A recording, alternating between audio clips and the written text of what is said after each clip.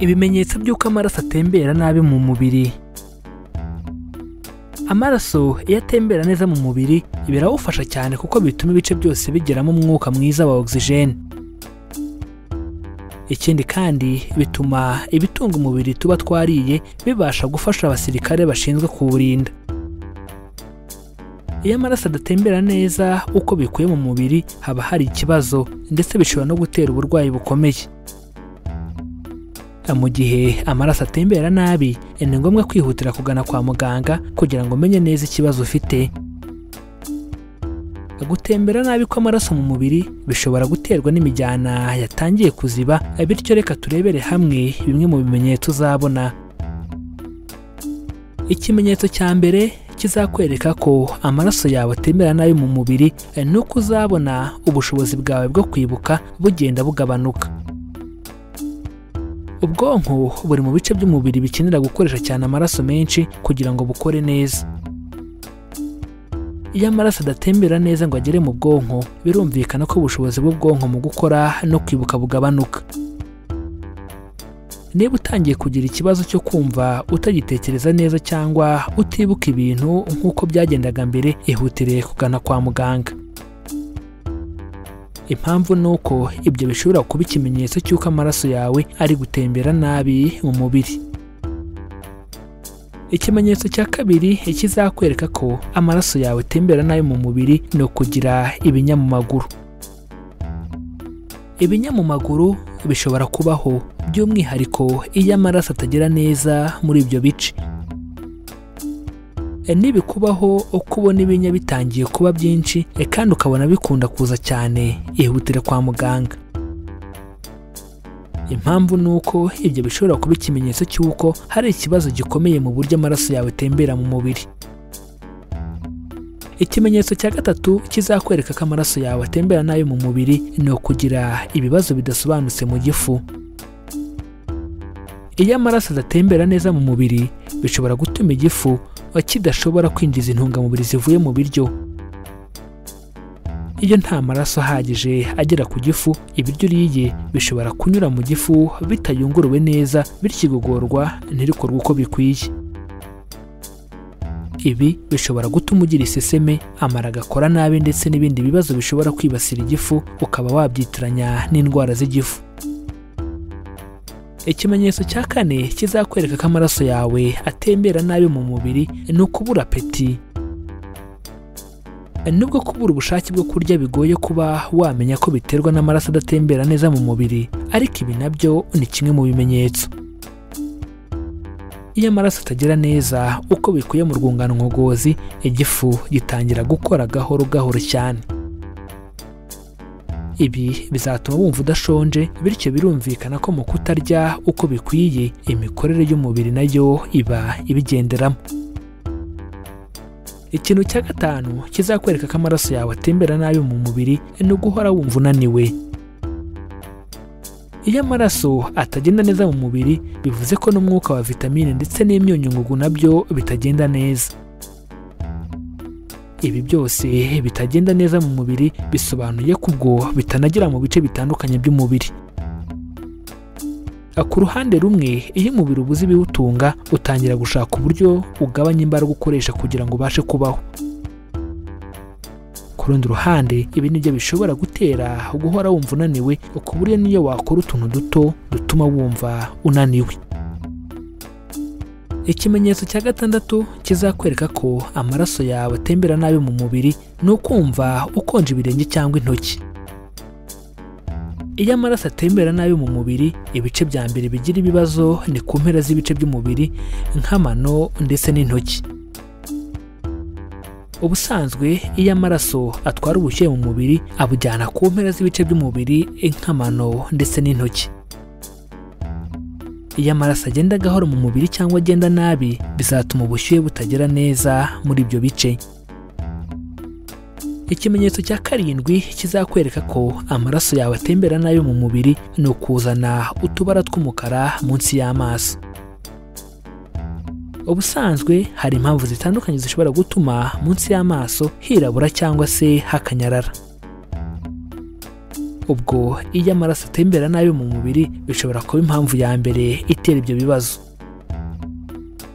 Kumenya neza niba ibi ari ikibazo cyo kuba amaraso atembera nabi mu mubiri, ushobora kwegura ku gace ukoresheje intoki. Nyuma yo gukuraho intoki akanya gato iyo hadasa umukara nk'ibisanzwe, nyuma y'amasegonda make hatangira kwirabura, bityo iki kiba ari ikibazo cy'amaraso atembera nabi. Ikimenyetso cya 8 kizakwereka ko amaraso yawe atembera nabi mu mubiri ni uguhindura ibara ku ruhu. Iyo mu biganza cyangwa mu birenge hatagira umwuka uhagije, utangira kubona ibara ryaho rihinduka rikagenda riba nka mauve, purple cyangwa se ubururu. Ibi nuramuka ubibonye uzamenye ko amaraso yawe aratembera neza muri ibyo bice. Guhindura ibara ry'intoki cyangwa ibirenge, ibi bizakwereka ko amaraso adatembera neza muri ibyo bice, kuko guhindura ibara ry'intoki cyangwa ibirenge ari ikimenyetso cy'amaraso atembera nabi mu mubiri. Ikimenyetso cya 9 kizakwereka ko amaraso yawe atembera nabi mu mubiri ni ubudahangarwa budafite ingufu. Ubusanzwe urwungano rw'amaraso nirwo rushinzwe kubungabunga ubudahangarwa bw'umubiri. Iyo amaraso yawe atembera nabi bivuze ko hari ibitagenda neza mu bice by'umubiri uko bikwiye ugereranyije n'igihe amaraso atembera neza. Muri ibyo twavuga intungamubiri zitandukanye nka vitamine n'imyunyungugu ndetse n'abasirikare bashinzwe kurinda umubiri. Ibi kandi byiyongeraho ko urwungano ngogozi ruba rukora nabi, bityo ntirubashe kwinjiza intungamubiri mu mubiri ukenera ngo ubashe gukora abasirikare. Ikimenyetso cya 10 kizakwereka ko amaraso yawe atembera nabi mu mubiri ni ukugabanuka k'ubushake bwo gukora imibonano mpuzabitsina. Iyo amaraso atembera nabi ashobora no gutera ibibazo mu rwungano rw'imyororokere ku bitsina byombi. Yaba mu bagabo cyangwa abagore, imyanya myibarukiro ikenera amaraso menshi kugira ngo ikore neza, bityo iyo itabashije kuyabona hangirika byinshi muri ibyo bice. Ku ruhande rumwe ku bagore, amaraso atembera nabi ashobora gutera kugira ukwezi kw'imihango, guhindagurika cyane cyangwa se ibibazo by'uburumbuke. Ku rundi ruhande ku bagabo bigaragarira ku gucika intege mu gihe cy'imibonano mpuzabitsina ku buryo ashobora no kuba atanashyukwa. Icyo kandi bombi bahuriraho ni uko ubushake bwo gukora imibonano mpuzabitsina bugabanuka kuko amaraso aba atagera uko bikwiye muri ibyo bice. Muri make, ibi ni byo bimenyetso byakwereka ko amaraso yawe atembera nabi mu mubiri. Mizero Media irabibutsa ko mu gihe ubonye kimwe cyangwa byinshi muri ibi bimenyetso bagakwiye kwihutira kwa muganga.